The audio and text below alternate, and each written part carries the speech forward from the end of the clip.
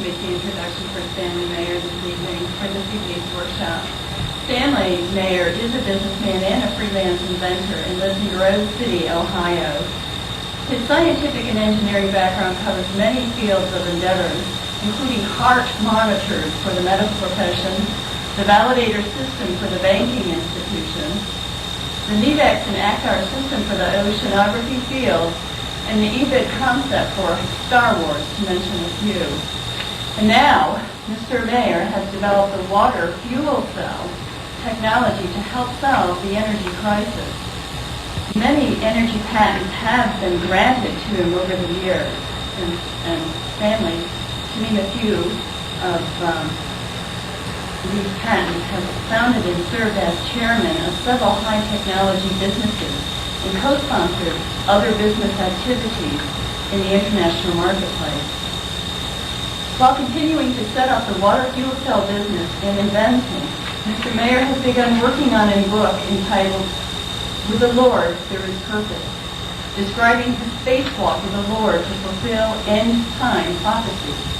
He continues his speaking engagements throughout the world, and he is also the recipient of 4 awards of merit, including from Who's Who of American Inventors in 1990 and 1992, Who's Who of Entrepreneurs USA in 1991 and 1992, and Who's Who of American Inventors of the Year in 1993. He has authored several international publications and has been a requested speaker for a number of organizations, including the 1989 Safe International Congress for Free Energy in Einsiedeln, Switzerland, the 1990 International Extraordinary Science in Colorado Springs, Colorado, the 1991 International Global Clean Energy Congress in Geneva, Switzerland, and the 1991 International Global Science Congress in Dayton Beach, Florida. So, and now I'd like to introduce you to Stanley Meyer.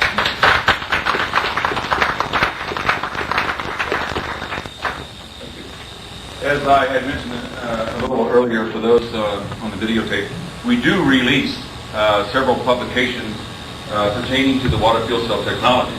One happens to be the Birth of New Technologies, you see right here, which covers a detailed step-by-step explanation on why and how we can use water as a fuel source. Not only explaining the hydrogen fraction technology, it goes into the electrical polarization process and takes it right into the atomic energy balance of water, and how that we can use ordinary natural water as a fuel source to power our cars, heat our homes, and even fly our aircraft, and to go even into deep stellar space. So if you're interested in it, the publications are available for around $20 a piece in the conference, and $25 on a mailing request to cover the printing cost.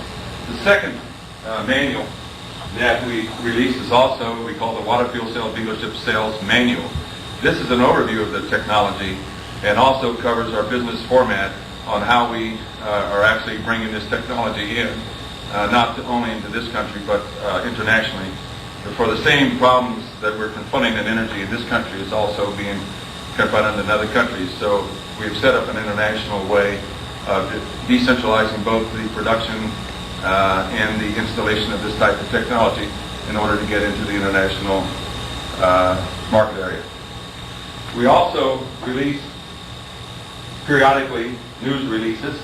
If those of you are interested, kindly give us your name and address or send a mailing request to us, and we will more than happily to send you an update on the detailed step-by-step of the development of the technology and what's occurring in the international market area. This will continue on. We will put you on our computer system and send these mailers to you if you are interested. Again, for those mailing requests, send us a letter, and we'd be more than happy to send it to you.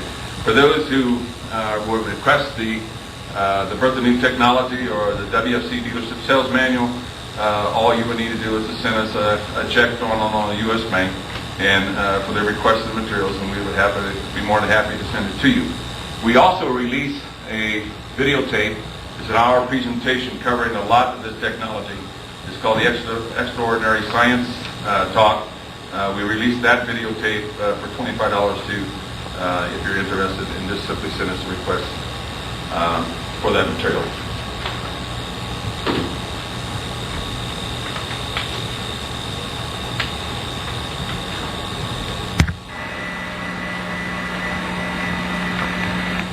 A car that runs on water instead of gasoline. Can it be true? Well, inventor Stanley Meyer made an announcement today in Colorado Springs. He says he's come up with a device that will hook up to any engine and allow it to run on good old H2O. He's pretty off tonight on the possible impact of the water fuel cell. Next, Stanley Meyer says the answer to dependence on foreign oil lies all around us. Seawater, tap water, and rainwater. Any kind of H2O, he says, can power just about every type of engine. How? With a water fuel cell. It fits in the palm of his hand, but it could revolutionize the world. You're talking about a pollution-free, totally new source of energy, the voltage disassociation of water. The fuel cell converts water into a gas, hydrogen oxygen, which is released in the form of thermo-explosive energy. So the water fuel injector simply replaces the spark plug. We hook it to a hydrogen computer system which regulates and meters the flow going into the injector. It processes the water in such a way to release its thermo-explosive energy. And the tubular array exciters or voltage zones are immersed in natural water, forming the water fuel cell. Once energized, the gases are quickly generated on demand, releasing energy in the form of hydrogen gas that is 2.5 times more powerful than gasoline. Once the fuel cell meets the energy demand, switch off the voltage zone, terminating the gas. You are now with, in its real scientific terminology, the ability of burning ordinary water under controlled means. The temperature produced exceeds 2,500 degrees Fahrenheit. The quenching circuit prevents anti-spark back while hydrogen gas is rendered safer than natural gas. Increased voltage on demand increases flame size, increases BTU capacity. The heat energy shown is 2.5 times greater than that of gasoline and burns 3 times faster. Because of this, the gas energy can now be used to run your car on water.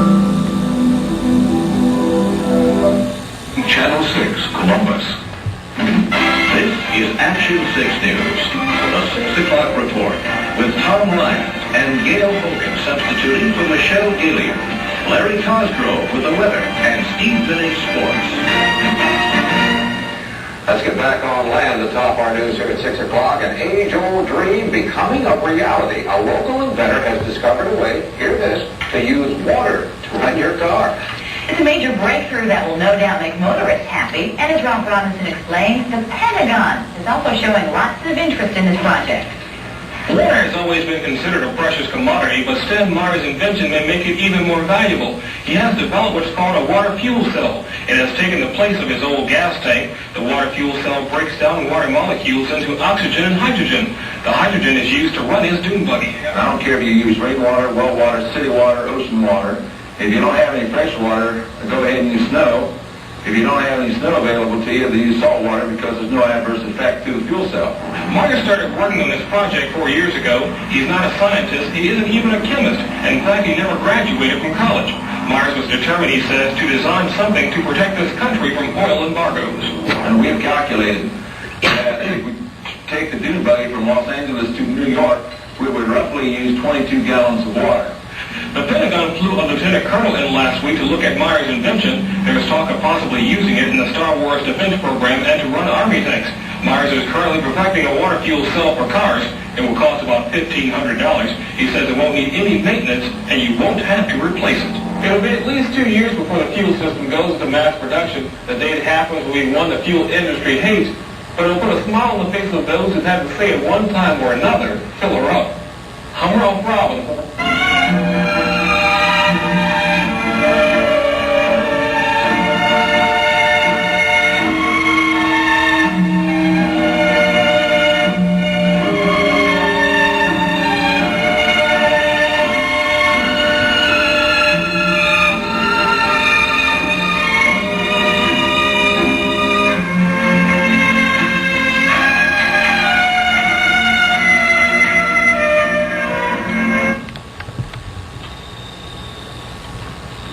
Now let's go ahead and discuss a little bit how and why that we're doing it and how we can use water as a fuel source. You have to kind of apologize. There are those who have followed me over the years. If you have not processed patents or in the processing of processing patents, you must become aware of there are many loopholes in the patent processing, both nationally and internationally under the PCT Treaty Act. When you start to develop this type of technology, you are subject to be in compliance with the PCT Treaty Act, as well as under the national security laws. If you can run a car down the road on water, you can also run a tank down the road on water. We're reaching a point that is perhaps following a very critical state that we're going to be facing in the areas of another energy crisis of which we will not be able to respond unless this type of technology will be able to go forward. Go ahead, Leonard. You will. I want you to go home and I want you to look in the Bible. Technology to use water as a fuel source is prophesied in the scriptures. Look in the King James Version of the Bible. Look up Job 38, verse 22 and 23. When the era through the embargo in the United States, I was very actively engaged retailing truck parts, making over $1 million a year. Actually, $20 million across the board. When the era through the embargo in the United States, it alarmed me that a little country over the Mideast could actually cripple the United States. As mentioned, my background is quite diversified in research development, product development, engineering, corporate entrepreneuring, starting corporations right on the ground floor, right on up into the multi-international areas. So the Lord has really prepared me well over 20 years to be doing what I'm doing. Now, in the scriptures where the Lord was talking to Job and he asked him a question, he said, hey Job, have you ever considered the treasures of snow? Or have you considered the treasures of hell, which I have reserved against the time of trouble, against battle and war? Now, is there anyone in here that thinks that you will not encounter a great deal of difficulty in trying to bring this type of technology in? I've been bringing it in under the power and authority of the Word of God. I'm filled with the Holy Spirit. I exercise all the gifts of the Holy Spirit, and I've been bringing it under the power and authority of the Word of God. And many people ask me how in the world that we're able to do this. And of course, this is my witness and my testimony before the world. Because to those in the know of how to control and manipulate high technology, I've been affiliated in the high-tech area all of my life. I know how the multi-international works to control and maintain that technology and to manipulate it. When I started back during the Arab embargo, it became very apparent that in order to bring the technology in, I had to comply to certain design requirements. Number one, it had to be built in the garage. If the technology can be developed in the garage, then I could bypass all the exotic manufacturing technology that control you or manipulate you. In other words, if the scientists would invent a chemical to increase the efficiency of the solar cell, but if Exxon or Atlantic Richfield would have, or let's say Exxon would have control of a wafer, then in fact that technology could be blocked going into the marketplace. So by building and developing the technology in the garage environment, then I have the abilities to bypass that type of control that may be put upon you.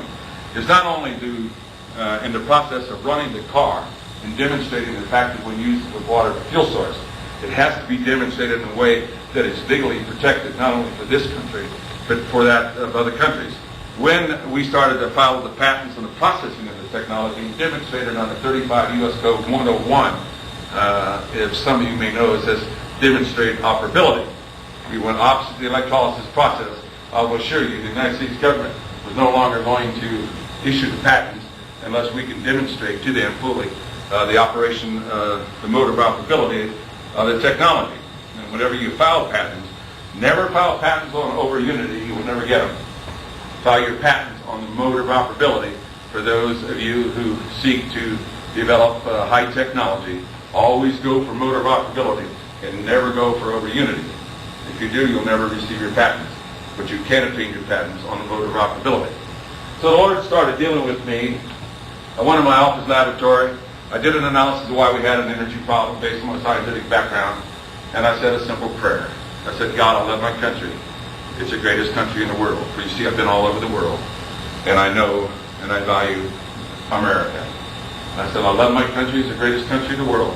If you help me put a power supply in the country, then I'll do anything you want me to do. For you see, I know the controls and all the various loopholes of manipulation to control high technology. And it was going to take the faith directed unto the Lord in order to accomplish it. For otherwise it would never be done. When I did an analysis as to the energy problem, I realized that something happened in this country, that even the experts never anticipated. What took place was that the oil pressure in our existing field started dropping. So much, in fact, that we started importing around 5% of foreign oil in around 65. In an interim period of 10 years, we went up to 40% of dependency on foreign oil, and this is where the President of the United States said that we must come up with an alternate energy source if our economic base was to survive. We have not reversed that dependency. We're now well over 63% on dependency on foreign oil in order to maintain the industrial base of this country. Now, it's not a question if or when that oil is going to be cut off. There are many governmental agencies, this country and other countries that verify that the pressure is dropping in the airfields just exactly as they have been dropping in the U.S. fields, but they're dropping 3 times faster than occurred in the United States. You cannot continue to bring the oil out and expect it's going to be there forever. We know we have roughly about 8 years of supply of oil coming out of the Mideast in order to maintain the industrial base. Now, you and I are all in the same boat.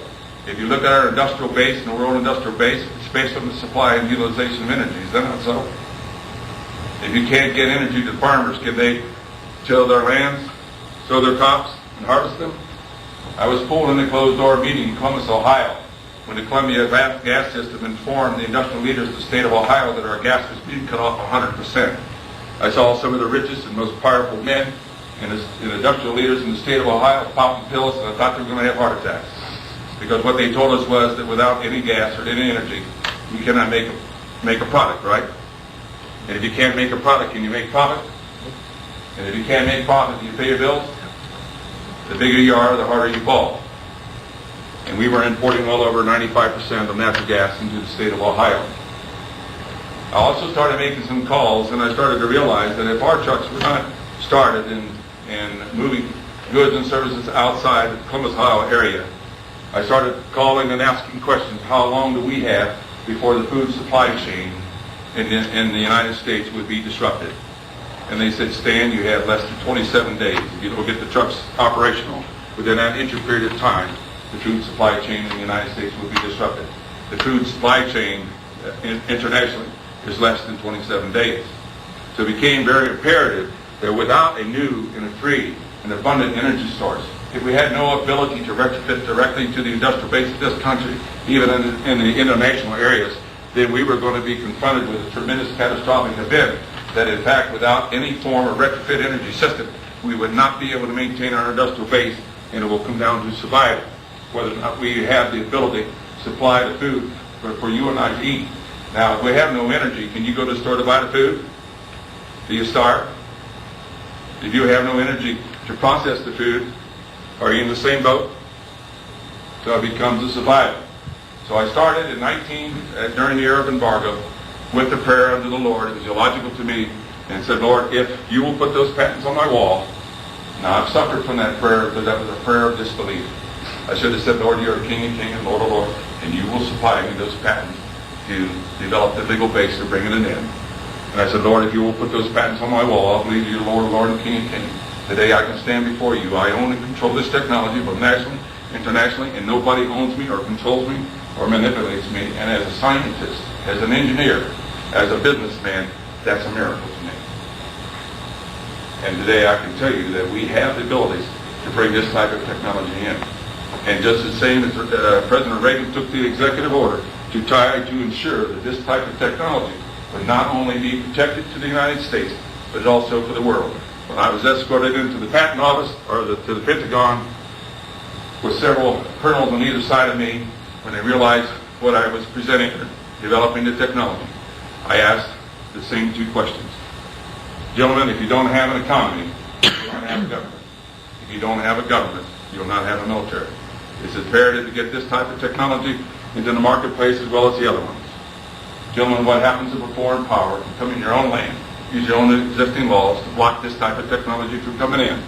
These exactly two questions I asked every leader, every industrial leader of every country of the world that I've been going to, negotiating and talking and relating this type of technology to them in order to try to head off a possible international crisis in energy, which will be insurmountable. Not only that, we talked about the environmental pollution problem. They do not tell you that the internal combustion engine is a processor that processes our air that we breathe.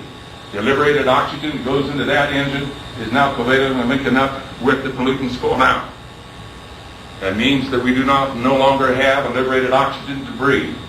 Those covalent bonding of pollutants coming out of that engine is now covalently linking up with the ionosphere. And as it's covalently linking up, if you want to prove it out, look at the sunset at night, and you will see that our air is starting to turn a brownish color. And that brownish color is showing where those fossil fuel pollutants are interlocking with our ionosphere, interacting with the sun, and as a result of this, we are now converting the atmosphere into a heavy substance that will not support life. Now, core samples on the polar region have shown that that the oxygen content in the air was around 30%. Today, it's less than 21%. Population, 5.4 billion today. In 10 to 14 years, will go up to around 9 billion at the rate that we are now processing the ambient air. The oxygen content will drop down to less than 17%. At that particular time, we'll be on respirators. The technology being developed was not only to eliminate the pollution, the fossil fuel pollution, and run it off of water, but also be able to process the air in such a way that we can revitalize the energy levels of the atmosphere to take it back to the original position prior to the Industrial Revolution. Now, we've been doing and developing this technology in a way as a retrofit energy system. In other words, what good is it to put it into home heating if you have no fuel source to be able to run the trucks and operate the automobiles? What good is it if you don't have an energy source that you cannot put into industry and maintain the industrial base? What good is it, for example, if you cannot be able to maintain aviation?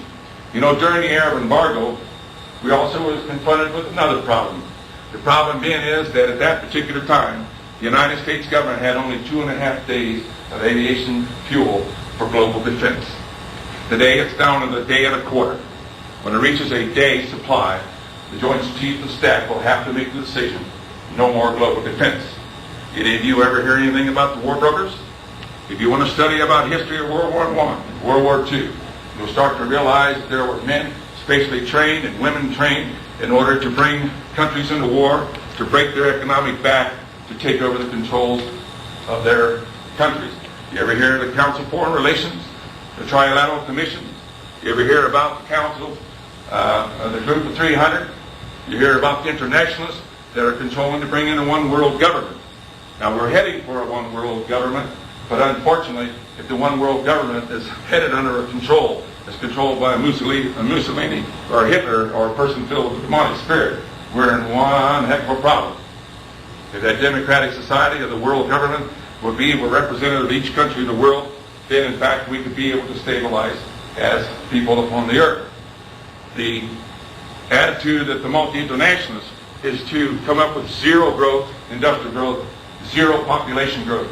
When I was making a presentation in Geneva to 52 nations there, I was blocked in presenting this technology not because of the viability of the technology, because the international attitude is they do not want industrial growth to be maintained. There's a move to try to force the countries to accept that they would sign over their natural resource rights. That if you signed over your natural resource rights, you have taken over the countries without even firing a shot. This is to help bring in a one world government. The number one thing that will diffuse the entire episode and be able to maintain us is to bring an alternate energy source in that we could be able to sustain and maintain not only the industrial base of this country but of the world. And therefore I will share this information with you. And once I share it with you, then you have a responsibility. I'm sharing a responsibility to you so great. Now the power structures to be, we all hear about the guys that invent the carburetors that go 200 miles per hour and what have you, and they never get out of the market area. We talk about high energy systems, development of high technology, and they never seem to get out in the marketplace. Why is that? You know, and Rockefeller was a very smart man to get our economies to operate on fossil fuel. He got a hold of a think tank. And in the think tank, he says, I want you to come up with motivating thoughts that would demotivate the people in order to bring us up on the fossil fuels. You see, at that time, we're talking about high energy research and development, are we not? And yet Rockefeller wanted to convince the population of the world that we need fossil fuel to maintain the economies, and therefore suppress and prevent alternate energy sources to come forward. And so in this think tank, he came up with such phraseologies. Well, you can always lead a horse to water, but you can't get him to drink. Any of you have ever said that? You know, if you say that out of your mouth, you know that you believe it. It's the greatest lie in the world. If you lead a horse to water and he doesn't want to drink, I'll assure you that if you stake him about 4 feet away from the water in 2 days flat, he'll try to break the rope to get to the water. If you want to speed up the process, feed him some salt. Another great demotivating thought. Well, you can't buck City Hall. How about another demotivating thought? 2 things you never discuss is politics and religion. Do you know why in the news medias that you are bombarded with tremendous negativism? Because they had found out the physical, psychological makeup of the individual is such that if you receive so much negativism, you turn it off. Do you know that if our forefathers and our grandfathers would awaken out of their graves and see what's taking place in our country today, do you know what happened? They would grab their arms and go to Washington, D.C. and clean out our government. Absolutely. The negativism that's presented to you is the process of desensitizing you to allow such atrocities to take over. And if you don't think that there are people in the world that do not want America to stand, you know why? Because the Constitution in the United States, the Bill of Rights, says as free people we have ability to enjoy certain inalienable rights that was given to us by God. And unfortunately there are some people who does not want us to continue to enjoy the freedom that our forefathers fought. And when I turned and said, I will do this, Lord, it had to be by faith. Because I was given a great gift. That gift was to be raised under freedom. Now let's see how we can use water as fuel. Because the greatest thing that all political leaders fear, that you and I would come together in one accord. That if you and I would come together in one accord, no political system in the world, no multi-internationalist groups could defeat you. Look what happened to Russia after 70 years. They said, so we no longer want communism. We're tired of the KGB killing our people, and torturing our people. And said, enough is enough. And that's why you receive the negativism. That's why in these conferences that they will try to promote and try to tell you that you have not the power of say-so in our government. And I want to tell you that under the Constitution of the United States, read it. For it gives us the ultimate power to be able to determine the destiny and the strength of our country. And how I'm bringing this technology in, it can't come through the multi-international structures. If I would sign over this technology to General Electric or Westinghouse, then we'd be taken over within 24 hours. If you think you got political pressures in the United States government, try to negotiate with the military, for their political pressures are great, and they cry out. And you know, when the Arabs came to me and offered me $1 billion, cold cash, simply to stop on the technology, and when I said no, I will not do this. And he said, you will be stopped. And I said, why is that? He said, because the apathy of the American people is such that they will not come behind you. And for a long time, that statement stood out. But I will assure you, today, not only in the United States, but in the world, that they're coming together in one accord and say it's enough. Because if we do not reverse this, I've recently come back from Sweden. Their entire forests are dying. Why? Because the pollutants that's going in the air, covalently linking up with the ionosphere, is decreasing the light intensity coming into this atmosphere. And as a result of this decrease in light intensity, bacteria is now allowed to grow, which is now causing blight, which is now starting to kill our trees. Go over and look in the black forest that even the trees and their roots are dying. We are on a planet, which is our spaceship, and if we do not reverse, if we do not come together in one accord, then I would say, gentlemen, that we will not survive. Now, when we show this technology, you must now make the decision whether or not you come together in one accord and try, and we can do it, to come together to keep this country strong, as well as to protect it.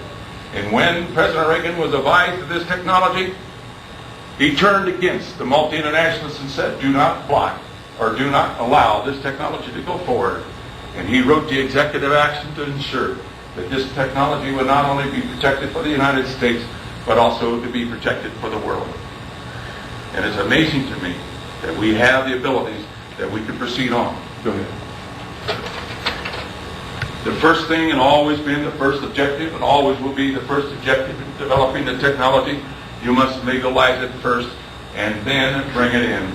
Many inventors blow their ego, they get to their Achilles heel to try to obtain the information, not for the benefit of you and I, but at the benefit of control or manipulation or suppression of that technology. So when you develop your high technology, you do everything possible. The prime objective is to legalize the technology. When you receive that gold seal and that little red ribbon, it says that you have complied with the laws of the land. Is it not so? It's not what Stanley Meyer says. It's what has now been legalized. And if there's any question of operability of the technology under the law, whether they have, they'll pull you under U.S. Code 35 U.S. Code 101 and show operability. And when we showed operability of this technology, then it became a great concern to try to protect this technology for all the countries as well as the United States. So as I move, there are many people who have seek to try to cause me to stumble, have tried to seek to suppress me, has tried to seek in many ways, but the Lord has always allowed that we can proceed on with the technology. As we're legalizing the technology, I'm subject to the national security laws of this country. I'm also subject to the national security laws of other countries under the PCT Treaty Act. Other countries who now are informed of this type of technology is requesting that this technology would also be protected for their countries. For you see, if this type of technology is restricted from those other countries, then their entire economic base could collapse. You know, if you can use water as a fuel source to maintain the industrial base of one country, but if it's blocked in another, you can drop the prices on your goods and commodities, and therefore the other country cannot be able to sustain itself. Unfortunately, there are those who seek the power controlled by greed, right?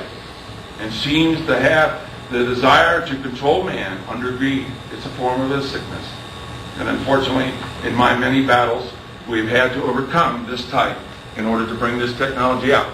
So you'll have to forgive me for those who feel that I should have brought the technology out further. I had to be in compliance with both the U.S. and the national security laws and the PCT Treaty Act in order to get around the loopholes that are set there not for you and I, but set there to control and manipulate the high technology. And so, if you never violate that prime directive, you can bring it in. Go ahead. Water is fuel. You know, how many of you here today have driven a car here? Any of you driven cars at all? Do you realize that when you're driving on gasoline, do you know that you're running on a hydrogen? You know that if you look at the chemical equation of gasoline, you will find out the hydrogen atom is attached to the carbon atom. Is not so? And basically, in the highest octane of gasoline, you have roughly about a half a pound of hydrogen to it. Now, water, on the other hand, is 2 to 1. 2 hydrogen atoms to 1 oxygen atom. Is it not so? How many pounds of hydrogen do we have in water? You find out by the atomic weight is around 1.7 pounds of hydrogen in water. I had the most scientific compilation study on hydrogen that's ever come out of the scientific world from NASA. Did we not propel the Columbia spaceship by hydrogen and oxygen? And in that report, it clearly stipulated that hydrogen was the most ideal fuel of the future. It can be utilized anywhere, solve even the environmental pollution problem, but they did not have an answer in 3 areas. 1, to produce the hydrogen gas or release it economically from water, control the rate of production, be able to adjust the burn rate of hydrogen gas to co-equal fossil fuels, and add the 4th one, be able to transport it without spark ignition. And I will all patronize both nationally and internationally on this type of technology, to be able to use water as a fuel source. Go ahead. Now, in order to solve the problem as a scientist, you got to learn to ask the right question. This particular quest was, how in the world can you switch off the covalent bonding of the water molecule and do it economically? You know, Einstein said even that there was enough energy in a gallon of water that if you knew how to release it, it could take the power of a 1,000-car train around the earth many, many, many times. Now, when you do your research and development work, don't go back and try to reinvent the same thing that's been being reinvented over and over and over again. To solve a problem, an energy problem, you must go in a different direction. And in this direction, we had to find a way to simply switch off the covalent bonding of the water molecule and not process the water molecule in any way. In order to understand this, then, we went back and the Lord was showing me, he said, okay, what happens in the law of physics? For every action, there's an equal and opposite reaction, right? Okay, so when the unlike atoms of the hydrogen atoms covalently link up to the oxygen, normally the oxygen atom has 8 protons and 8 electrons, does it not? But when the oxygen atom now accepts the negative charge electron of the hydrogen atom, now what happens?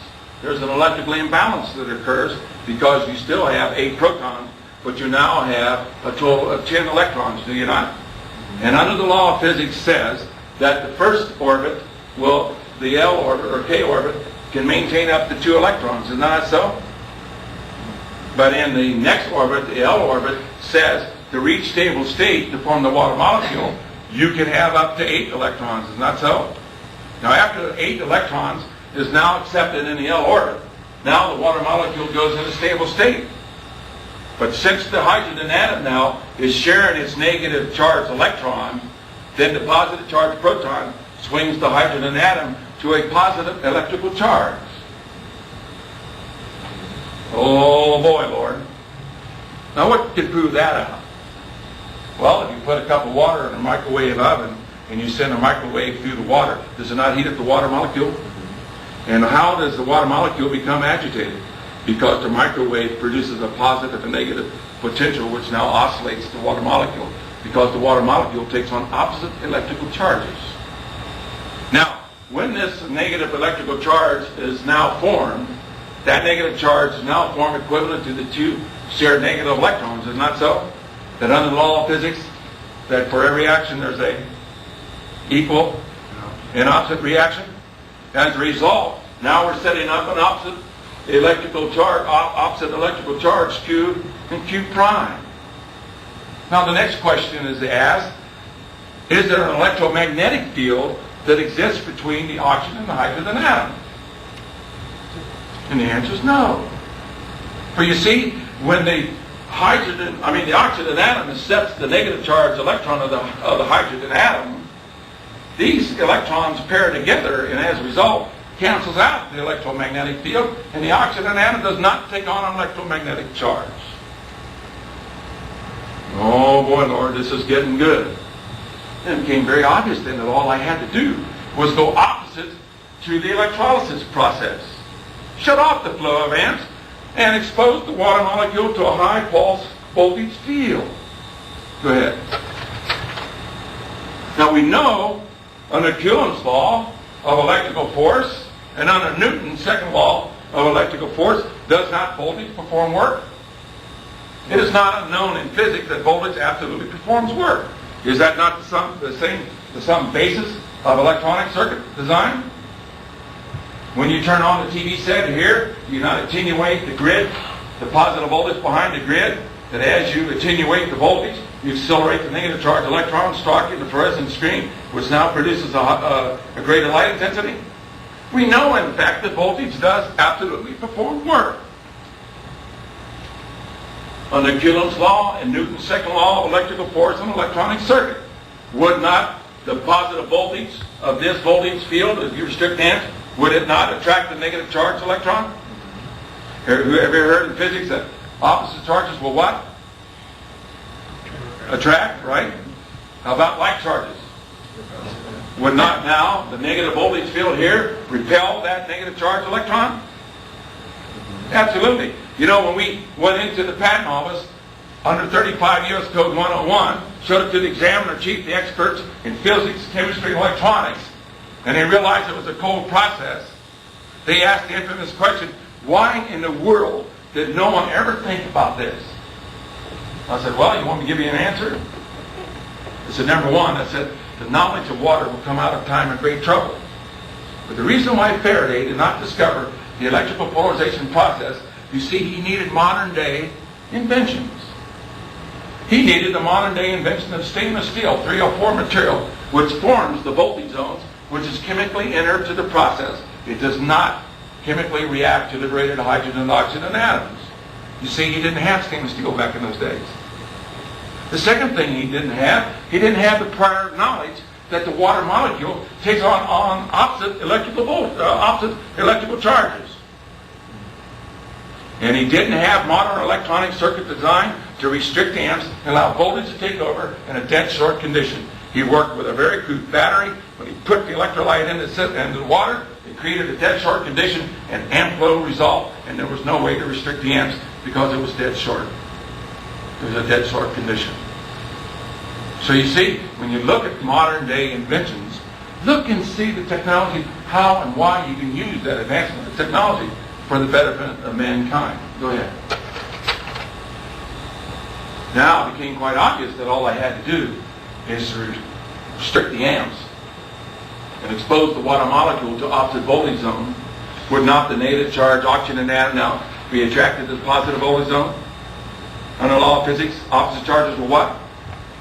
Attract, right? Would not the positive charge hydrogen atom now be attracting to the negative voltage zone?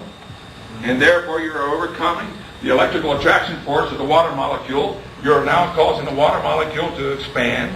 You're changing the time-share rate of the electron, and you're switching off the covalent bonding of the water molecule, and now you're releasing the hydrogen and oxygen atom for ordinary natural water without processing it, without adding any form of chemicals to it. It's a physical process. Why? Because do you consume a voltage field in an electronic circuit? No. Voltage performs a physical process of opposite electrical attraction. Therefore, when you release the hydrogen and oxygen atom, therefore, when you release it, you're now processing and using the energy from the hydrogen atom, which is 2.5 times greater than that of gasoline. That's not my figures. That's the National Bureau of Figures, National Bureau of Standards figures. You can go over there and look at the books. You will see that that energy is 2.5 times gasoline. Notice the reference. It's not 2.5 times fingernail polish, and it's not 2.5 times lipstick. It's 2.5 times gasoline. It's a very powerful fuel. Now, since we're now overcoming the electrical attraction force, go ahead. We are also now starting to switch off the covalent bonding of the water molecule. So when they tell you it takes a tremendous amount of energy to release something. For example, I have an electrical magnet here, and I energize the electromagnet, and I draw a metal plate up to it that weighed 1 ton. As long as that electromagnet is creating the electromagnetic field to hold the metal, if you kept on trying to pull that metal, you would never break the field, right? But how much energy does it take to go over there and simply switch off the switch to de-energize the coil? Would not the metal just simply fall apart? So on the covalent switch off, what happens is you're putting electrical stress. Are you not now deflecting that negative charge electron to the positive voltage field? Is that not so in physics? You ever look at gas ionization tubes? Therefore, what happens is you're now translating the electrical stress to the particles inside the nucleus that are arranged in a geometrical configuration. They are now spinning, and as you put the electrical stress onto these component parts inside the nucleus, it now slows down the gyroscopic speed, and under the electromagnetic theory of magnetism says that whenever an electrically charged particle moves through an electrostatic field, what's its byproduct? Anybody know? The electromagnetic energy. So the strength of the electromagnetic energy then is directly related to the velocity or the speed of the moving of the electron. Is it not so? So if you will slow down the movement of the speed of the velocity of the electron, if you now slow down the gyroscopic action within the nucleus, you now can weaken the electromagnetic fields of the atoms. Now we know in physics there are four forces that affect the atom. What are they? Electrical force, the electromagnetic force, weak and strong nuclear force. What's the number one that affects the other three? Voltage. You attenuate the electrical fields of the atom, you can attenuate the fields of all of the other parts of the atom by voltage. Go ahead. Now how do we do this? And do it in such a way that we don't consume a great deal of power. The Lord had me to develop what we call a BIC coil. And we've taken the voltage zones here and we've now constructed a resonant cavity. Now, is not natural water a dielectric liquid? Sure it is. Since it has 8 electrons in its L orbit, it has a total capacity of 8 electrons in that orbit. It says I don't want any more electrons. I'm not going to exchange electrons. And so the dielectric value of water is around 78.54. Or it poses the movement of electrons 78.54 times greater than air. Is it not so? So if you don't process the water in any way, utilize and key in on the dielectric properties of water. Now, these are very simple answers to a very complex problem. I will assure you, back during the era of embargo, there was not in the books. If there were in the books, I would not have obtained the patents into processing. In order to do this now, when I put the dielectric liquid between two electrical plates, what do I form? Electronic guys? Capacitor, do I not? Now, if I hook a coil in series to this capacitor, here and here, what do I have developed? A resonant charging token, do I not? And therefore now you set up a pulsing where you're now taking like 12 volts and amplifying up to 20,000 volts, and as you pulse this, you're now creating the magnetic field of the coil, which opposes the movement of the electron. And because of the inductance capacitance of the coil, you're now allowing voltage to be applied across the resonant cavity and restricting amplitude by 90 degrees. So therefore, when you adjust the pulse frequency, you're tuning into the dielectric properties of water. Amplitude goes down to minimum, and voltage tries to go towards infinity if the electronic components will allow it to occur. Now, the question is, how do you produce electricity? Anybody know? I don't feel bad when I was in electronic engineering. Don't pay attention to the videotape. I asked him many times, Professor, how in the world do you produce electricity? Well, when you move a magnetic field through a coil of wire, it dislodges the electron of the copper atom, the farthest one away, right? And that electron has an electromagnetic field. And as a result of it, the external magnetic field, when it's greater in intensity, then the electron will pluck it out, just like voltage will do so. And as a result, you now have created current flow in one direction, and since the copper atom has a missing electron, it goes to a positive charge to create voltage. And as a result of this, you now use the electromagnetic field of the coil to restrict the amps and allow voltage to take over to perform its work to split the water molecule, which is called the electrical polarization process. Go ahead. In order to do this, we had now to develop the BIC coil. Now, note in the development of the technology, I not only had to develop the technology in the garage, but we had to comply with the KISS method. Anybody know what it is? Keep it simple, stupid, don't make it complicated. It was developed in the eyes of a businessman. What did it have to comply with? It had to comply with the law of economics. There's a lot of Cadillac ideas that come in existence, but they never get out in the marketplace because why? They violate the law of economics. The guy who comes up with the cheapest way is going to win out. That's the bottom line. So when you look at this technology, as a research development engineer, as a product development engineer, you will not hurt my feelings. You can get out and walk out of this meeting anytime you so desire. I would do the same thing. When I look at new technology, if it doesn't comply with the law of economics, it has no value to me because you can't get it out in the marketplace. It cannot become a useful invention. So when I present this technology to you, you must ask the question, does in fact this technological base comply with the law of economics?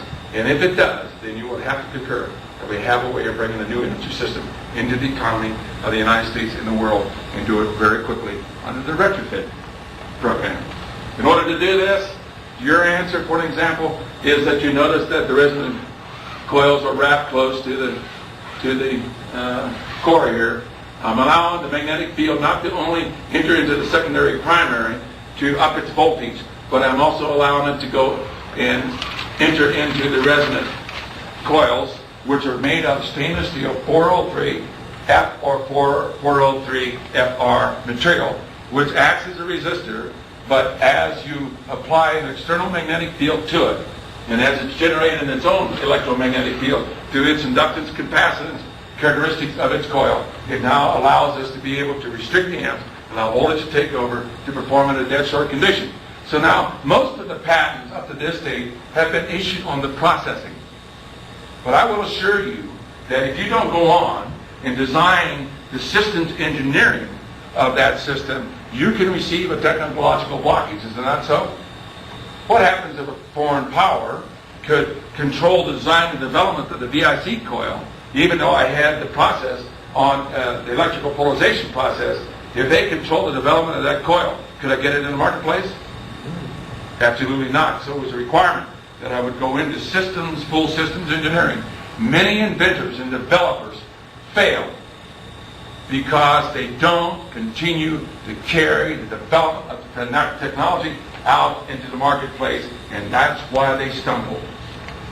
And the multi-internationals or others seek that form of control and know that the inventor many times do not have the emphasis to go forward. Why do I go forward when I meet such great opposition? You know, back during the embargo, I didn't have one white hair on my head. And believe me, I have fought many legal battles to assure that this technology would get in. And I'm sure that I'm going to get a couple more white hairs before it's all over with. Go ahead. We know in electrical power, there's two aspects to electrical power, right? There's amp flow, which consumes electrical power, isn't that so? And then you have voltage. If I were to restrict the amps, what do we have left over? Voltage. Voltage is not consumed in an electronic circuit, therefore it becomes potential energy. Can you use potential energy to perform work? The answer is yes. If my pointer was a metal bar and I permanently magnetize it, would not the magnetic field go from end to end? Now once the magnetic field formed, is there any more energy going in to maintain that magnetic field? No. Therefore, that becomes potential energy. Could I not take the metal bar, go over, lift the pin off the table, defy the law of gravity, therefore perform work? Absolutely. Therefore, voltage now, as we know in law of physics, can and does perform work. And heretofore, no one ever dreamed of using opposite electrical voltage being tossed in a sequential mode in order to perform the work to split the water molecule in a simple physical process. Isn't that amazing? Go ahead. Hey, we found out that as you increase voltage amplitude, hydrogen gas is not being produced in a linear function in reference to amp flow, because we're restricting amp flow. It's now being produced in an exponential function. The higher the voltage, the more hydrogen gas is being generated. Now what we're doing is learning certain characteristics now, and we're going to take it in system engineering to a viable retrofit energy system. Go ahead. We're adding laser energy to it, to not only to aid the splitting of the water molecule through the electrical polarization process, but we're going to take it into the hydrogen fracturing technology to tap into an energy source of immense magnitude capable of not only maintaining the industrial base of our country, but to maintain our military integrity. You know, when I was young, I was a pacifist. I did not believe in fighting. But I learned a long time ago, in this world, you must negotiate from a period of strength. And therefore, we must protect the military integrity of the United States. What is it used to build up our economy, and yet we have no way to protect our country? And so therefore, it became imperative that we would develop the technology as a retrofit energy system. You see, we also became embarrassed. Not only did we only have 2.5 days of aviation fuel to maintain global defense. Are you aware that our sophisticated naval task force out in the Atlantic Ocean stood there for 2.5 weeks with no fuel before the first supply ship came alongside? Are you aware that, in fact, since we had no diesel fuel, that our diesel-fired submarines became inoperable? And because of the nuclear modules that are set up in our nuclear fleet, are you aware that in that period of time, that over 60% of our nuclear fleet became inoperable? In my personal opinion, if Russia would have known it at that time, we were very vulnerable. We could have been attacked. We must maintain the military integrity of this country. Go ahead. So now we're starting to raise the voltage amplitude higher, and we get to the point that we're starting now to pluck off the electrons, and we're on, as the water molecule is now being separated in a physical process, changing the time-share rate of the electron, switching off covalent bonding. We're now starting to pluck off its electron because we want to start to destabilize the combustible gas atoms. Go ahead. Now here we're going into the resonant cavity, and as we raise the voltage, we're plucking the electrons. Now when you pluck the electrons, like from the oxygen atom, does not the oxygen atom take on a positive electrical charge at this point when it's liberated? Do you not have liberated negative charged particles floating around in the water bath? Or are they not now being attenuated and oscillated in the electrical polarization process? So now we are superimposing a physical impact on the electrical polarization process, and we're starting to go into mega yield of hydrogen gas generation that heretofore was never even dreamed of, and being able to release the hydrogen from water. You remember on the electrolysis process is a dead short condition. It will, because of dead short condition, it'll allow voltage potential around 2 volts. So you can't go into resonance. You can't go into atomic resonance because it's a dead short condition. It's only being oscillated by amp flow, not by voltage attenuation. Go ahead.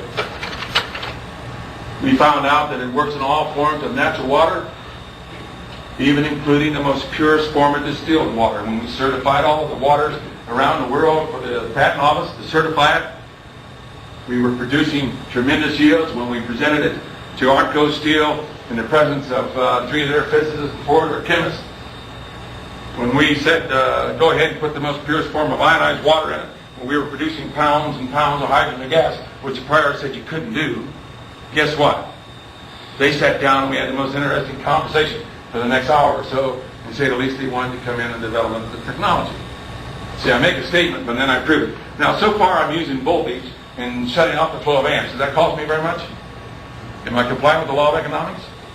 Secondly, I'm using stainless steel 304 material, which chemically entered to the process. And under actual certification lab testing, the longevity is 0.000, man, Lord, it's getting good, 1 per year. That means the voltage zones are just as good as the day you fired up, going up to 10,000 years. And if any of you guys stay around 10,000 years, you come back and see me. I want to find the answer.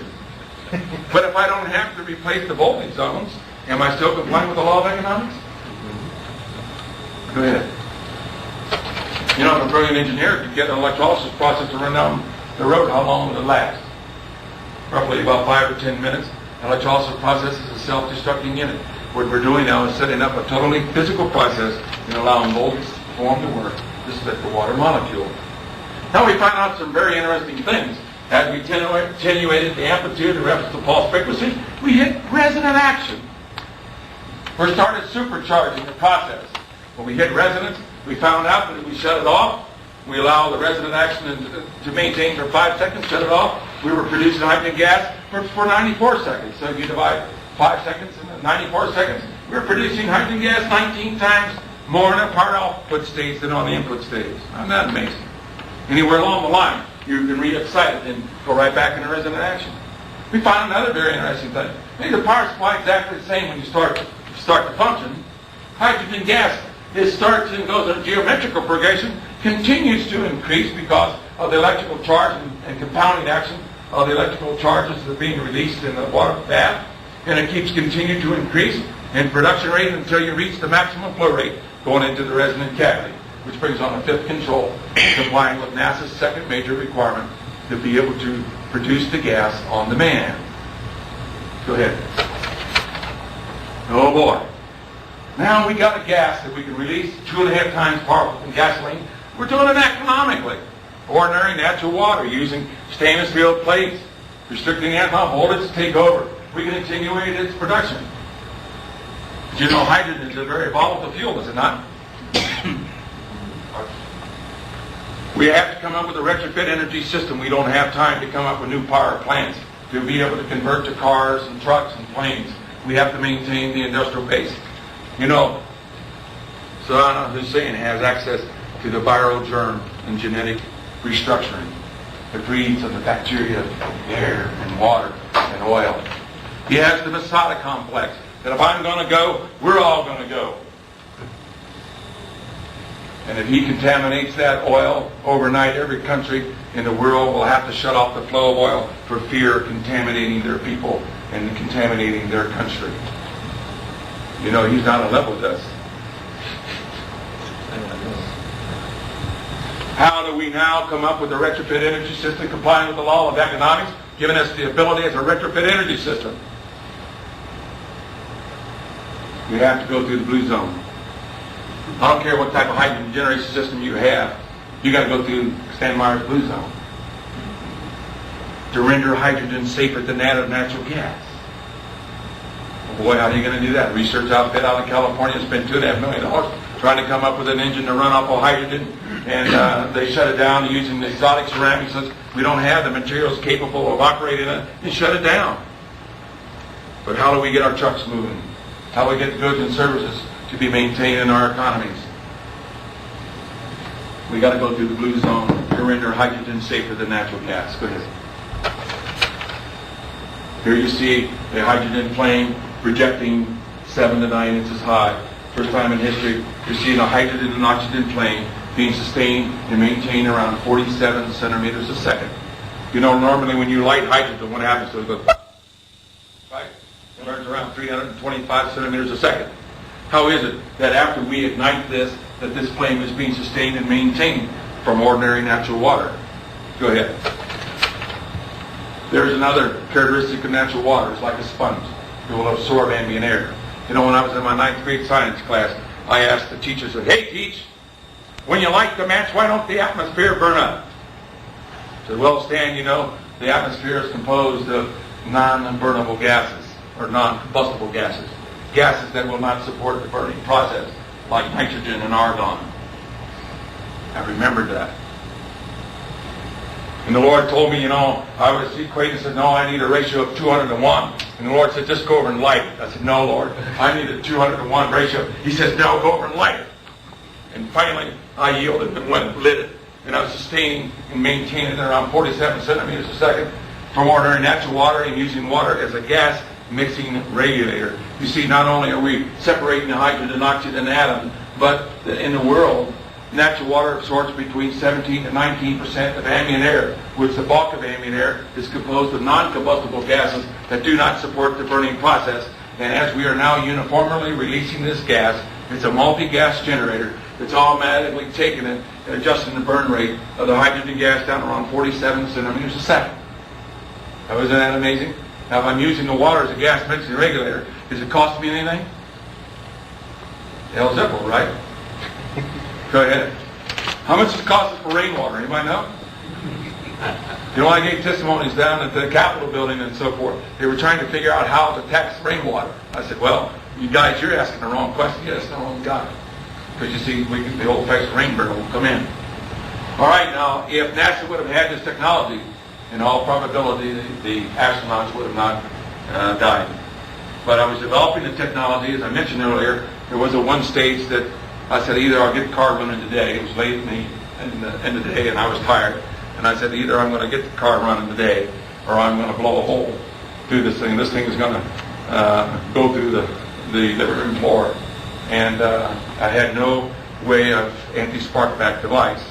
And to say the least, the living room floor raised up a couple of feet. And I told the Lord I would not develop any technology unless I comply with the federal and state safety code regulations. So in developing this technology, you not only have to comply with the law of economics, but you're going to have to comply with all the safety code regulations. Otherwise you can't get it in, right?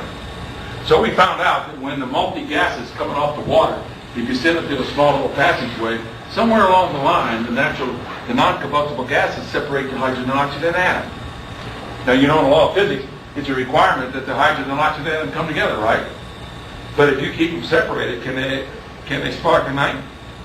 And the answer is no.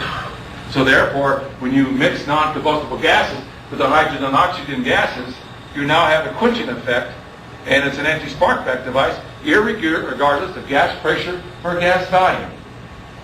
Now, isn't that something? Now, these are simple ideas, but they're very profound ideas. Go ahead.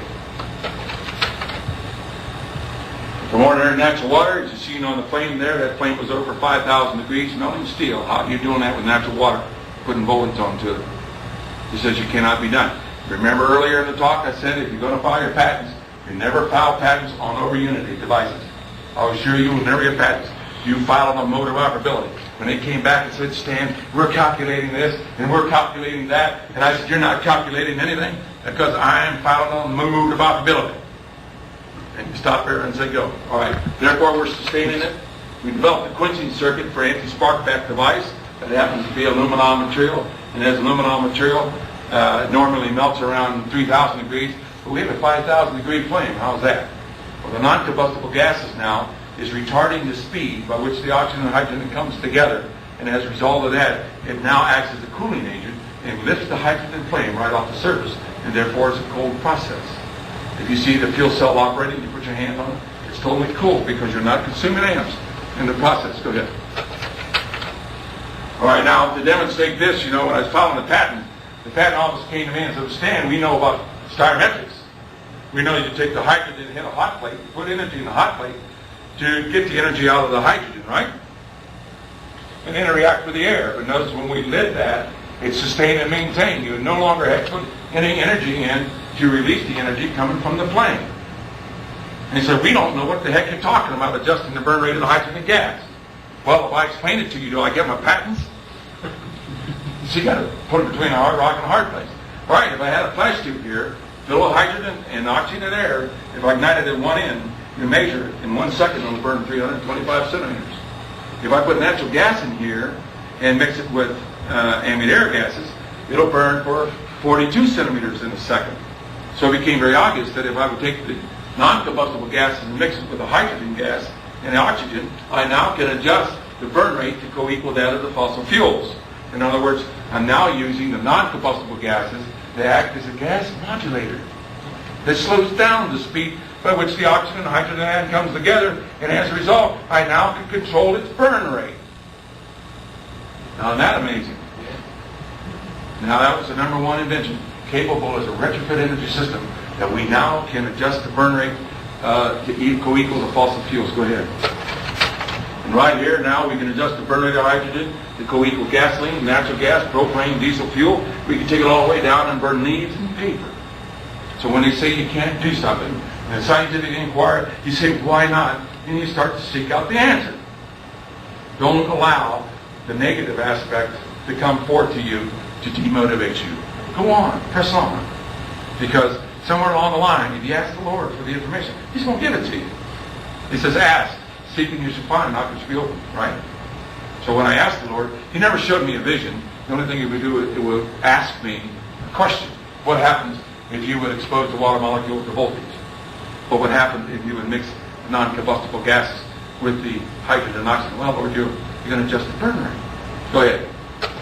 That was the number one invention that gave us the abilities to as a retrofit energy system. All right, we're producing a high temperature flame, as you see there. If we melted the stainless steel pots and pans, our wives would get pretty upset with us, right? Say, oh, hubby, man, you really blew it this time. Look at my pots and pans. How do you lower the temperature from 5,000 degrees down to 200 or 300 degrees? Do it under the law of economics. Well, if you run the gases through the flame, the gases coming off the flame is non-combustible gases, right? Can I capture those gases, recycle it back into the flame, recycle it back in the generator, adjust its cycling rate, and therefore lower the hydrogen burn rate to co-equal the fossil fuels? Now, does it cost me anything to put above the apparatus? No. Go ahead. How do you run an internal combustion engine? You saw a Volkswagen engine running. How do you do that? As a design engineer, you look at the internal combustion 3 ways. It's a mechanical drive device. Get us here tonight. Second one is an air pump. Pumps the air in through the carburetor and shuts it out the exhaust. Is it a manufacturer of non-combustible gases? Absolutely. Therefore, you take the non-combustible gas meter, mix it with the water fuel cell, adjust the burn rate to exactly to co-equal the combustion burn rate of gasoline and diesel fuel or LP gas or whatever you're running in an internal combustion engine. Well, since I'm using the ambient air and the non-combustible gases from ambient air, which non-combustible gases are not interacting with the combustion process because the temperatures are not that high. Does it cost them anything? Still complying with the law of economics? Okay, go ahead. Here's another $1 billion patent. Require art of transporting hydrogen down the road is cryogenics, right? Cool it down to 465 degrees below zero, pressurize it, put it in a pressure tank, put it on a truck, and transport down the road, right? You're spending energy transported down the road, right? Now, can I take the ambient air, expose it to flame to create the non-combustible gases to adjust the burn rate of the hydrogen gas less than or co-equal that of fossil fuels like natural gas? Therefore, I don't even have to change the gas grid system in the United States.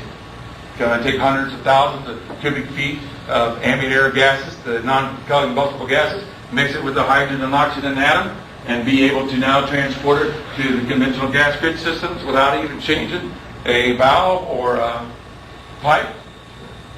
Absolutely. Am I still complying with the law of economics?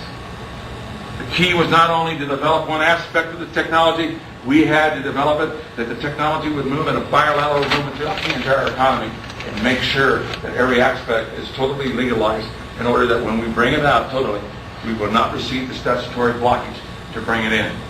The greatest disservice that I would see is to bring out and show the technology, the viability of the technology, and that some foreign entity is holding up the blocking patterns and says, Stan Meyer, you cannot bring it into the economy. America, you cannot be able to sustain your industrial base, Stan Meyers. You will not be able to aid in helping to keep your country strong. So it became imperative that that legal base would be totally protected at all costs. Go ahead. Now we've gone through and shown a lot of the effect of voltage. Do you remember the alignment going into molecular elongation, changing the time share rate of the electron, where liquid to gas ionization state? But we're now going down here to the atomic destabilization of the combustible gas atoms. We need to protect the military integrity of the United States and also the industrial base of this country and all the other countries of the world. You know, Einstein said that if you could release this energy from a gallon of water, or from water, that energy is so tremendous that it could power a 1,000-car train around the earth many, many, many, many, many times. How will we do it? Go ahead. And so in development, if you notice that there are many steps in the development of this technology, and we have to comply with the national security laws. We had to comply with the PCT Treaty Act. We had to comply with the under the PCT Treaty Act, not only for this country, but other countries who said and request under the PCT Treaty Act, this technology must be protected to our country at all costs. For you see, we're faced with the same problems. So it became imperative to be protected. Here we're now taking the liberated combustible gas atoms, and we're now going to destabilize it. We're going to take the combustible gas atoms into subcritical state. Now, how much energy does it take to trigger a thermonuclear device? Anybody know? Just about that much energy. All they do is take a subcritical mass here, put it here, there and it goes into critical state.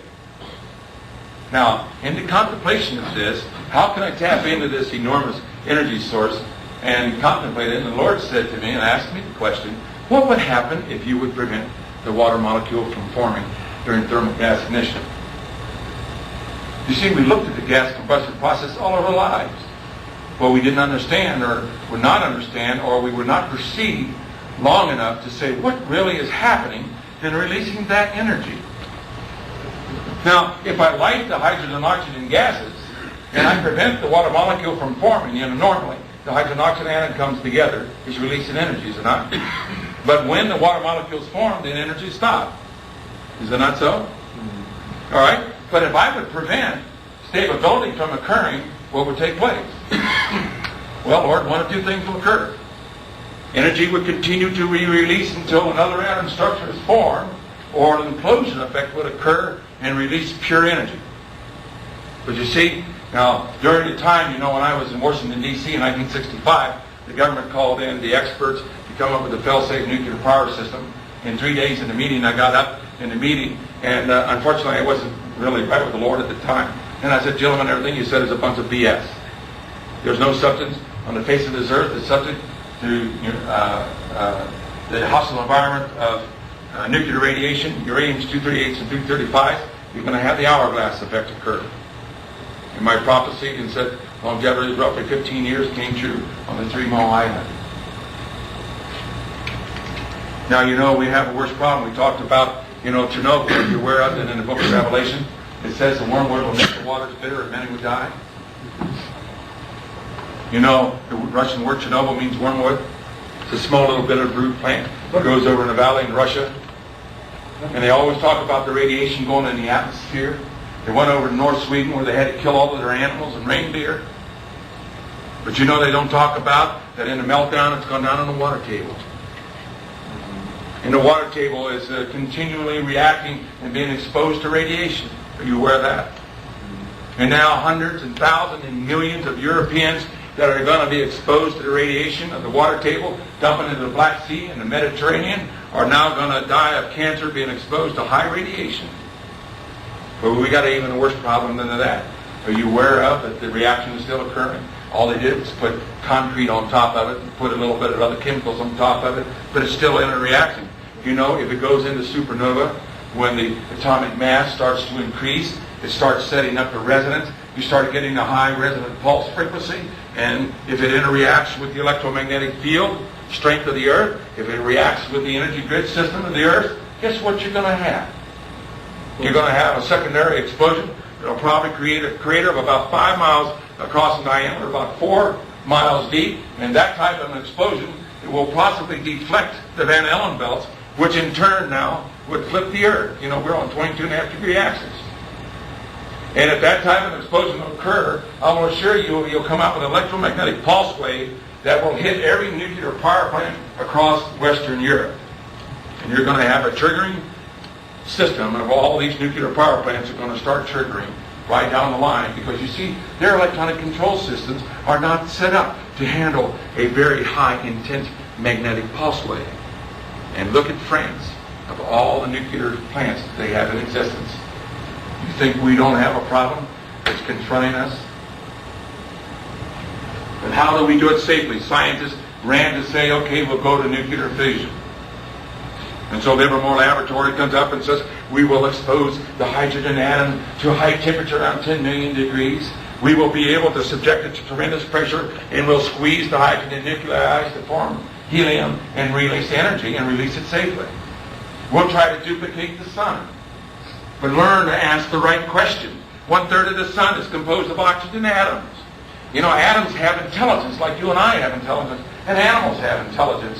And once you start to understand that, you can start to stimulate and have the atoms reacting in a certain way. Do you know that there's a unique atom that has the intelligence to be able to release thermal explosive energy more than any other atom on Earth? What is it? It's called the oxygen atom, is it not? Can you have a combustion process without the oxygen atom? It releases thermal explosive energy from other atoms. 1/3 of the sun is composed of oxygen atoms. Scientists don't want to consider the full elements of what's taking place in the sun. Another process that they came up with and they demonstrated very successful in the university called the muon process. Anyone ever heard of that? Well, the muon process, you got the hydrogen nuclei, you got the electron here, right? And so what they do is they took a muon, which was twice the mass size of the electron, which had a characteristic of that, to trick the hydrogen atom to accept the muon, and then get the hydrogen atom to eject its natural electron. And once that occurred, then the muon decays in a billionth of a second. And when it decays, under Einstein's equation, energy equals mass times the square of length, says whenever you decrease mass, energy yields increased. So when that muon decays, it decreases the mass of the hydrogen atom, does it not? And that energy that's in the nucleus to maintain the orbital velocity of that electron says, under the law of physics, I must what? Stabilize, is it not so? And therefore, it releases energy. Enormous amounts of energy, and releases it safely. But it's a Cadillac idea. It takes billions of dollars to try to come up with a muon generator to sustain and propagate the system where you see the muon decays in a billionth of a second. But it was very well demonstrated very successfully in the universities of this country. Now, in the interim period of time in developing the technology, the United States government took a group of scientists out in the Midwest. I don't know if you remember that. Gave them $1 billion, $2 billion or so, and said, come up with an answer to the energy problem. The Lord took me down to $3 in my pocket and said, by faith, you're going to put an energy system in the country? Oh, yes, Lord. Recently, the scientists wrote a letter to Congress and informed Congress, said, well, we spent your money, but we don't have an answer to the energy problem. Well, don't worry about it. An old man down in Grove City, Ohio, started out with $3 in his pocket by faith and has a very viable answer to the energy problem. So, sometimes the Lord will confound the wise in order to be able to try to bring technology forward. We see there's a lot of efforts to try to bring and stop this type of technology from getting out in the marketplace. Go ahead. In order to do this, we now develop what we call a hydrogen gun technology, or gas resonant cavity. We're now introducing laser energy into the system. We do not need high energy lasers to accomplish the task. We are using solid state lasers. Those are actually LEDs. If anyone knows about LEDs, do they not discrete amount of light frequency? Are they not a solid state laser? And as a result, if you put them together, you can come up with the laser intensity and pulse them in such a way that you're now co-equaling or maximizing the absorption of photon energy into the process. Go ahead. As we're exposing to high voltage. Go ahead. To do this, we now develop the electron abstraction circuit.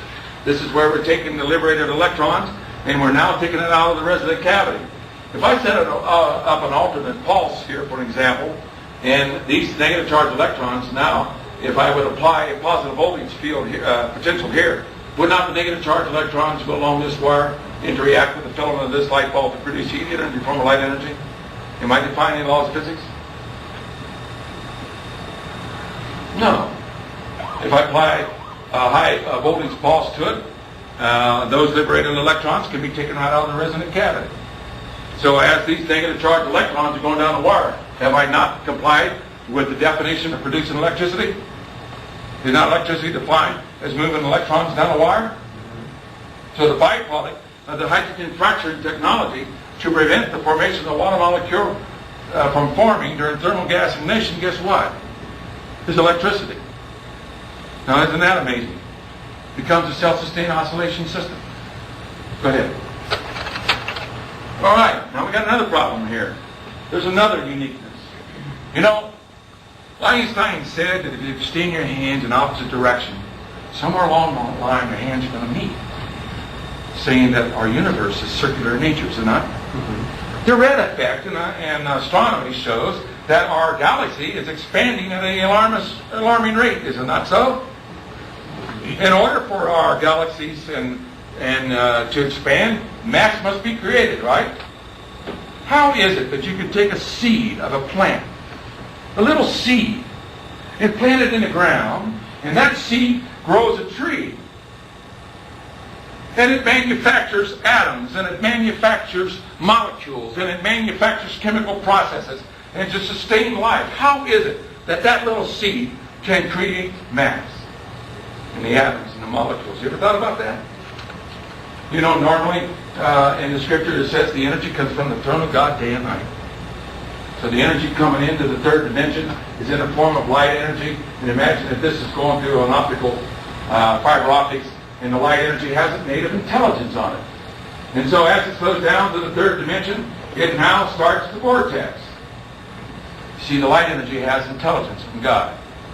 And so the vortexing now occurs, and as it absolutely occurs, guess what?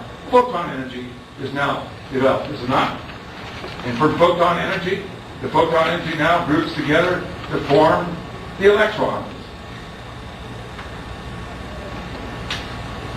And now when it forms electrons, it now goes ahead and forms protons. And then the protons go ahead and forms molecules, and the molecules now form chemical processes. And now the chemical processes sustains life as we know it. We talk about ether energy, do we not?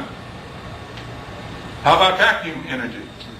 We say that in an atom, here's the nucleus and here's the electron, and somewhere along in that area there, if we build and devise a detector, we can use that energy source, can we not? Is that what this conference is all about? How can we tap into this energy source? It's an enormous amount of energy. Wheeler in 1979, I believe, at Princeton University, got a magnetic flux density around 10 to the 93rd power. Shown and demonstrated that in fact there is no more question of vacuum energy. It's there. But how do you tap into it? How can you utilize it safely? How can you be able to do it in a way that you can maintain the economies of the world? Well, now to understand this a little bit further, under the law of physics says everything must reach a stable state. Is that not so? Right? If I take an atom, a black box that's not exposed to third dimensional stimuli like photon energy from the sun, somewhere along the line that atom's got to reach stable state. Is it not so? Now that would mean is that somewhere along the line that electron velocity would have to remain at a constant velocity. Is that not so? Sure. And that constant velocity of the electron says that that atom would reach and maintain in a stable state. But that's illogical. Uh-oh, watch out, Stan. That's illogical. Does not that atom have mass? Yeah. Is it not 1/1840th the size of the proton? Does it have an electrical charge? Yep. Does it exhibit an electromagnetic field? Does it move to an electric static field? All of those force factors says that the velocity of that electron would eventually slow down in orbital velocity and attach itself to the surface of the proton.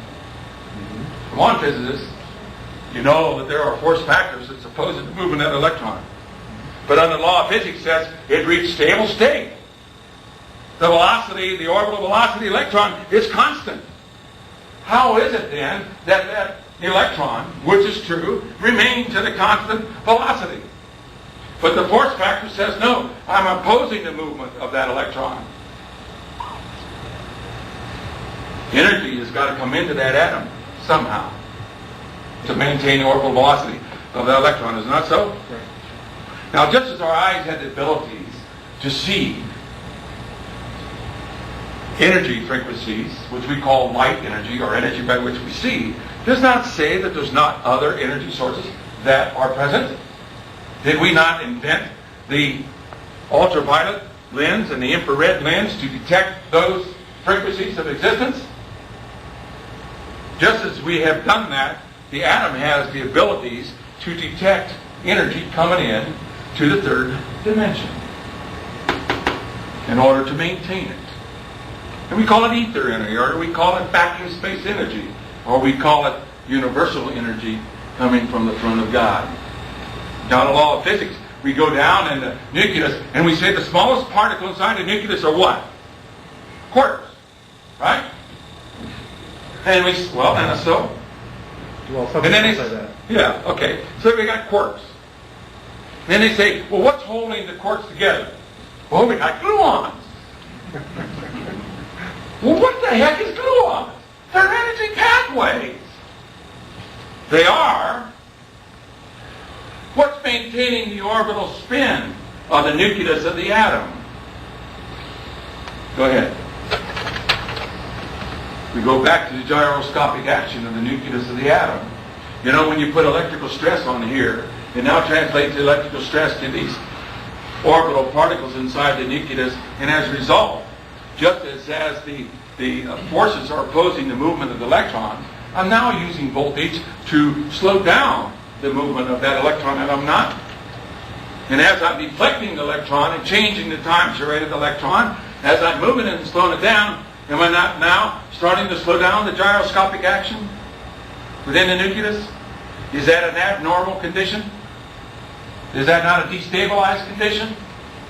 And just as the opposition to move that electron and keep it at constant velocity, I'm now using voltage to oppose the movement of the electron. And as the gyroscopic spin within the nucleus, the 100 particles or so, slows down in orbital velocity, then it opens up the energy aperture and allows the energy to come into the atom. Now that energy aperture in vision is just much like that of a black hole in space.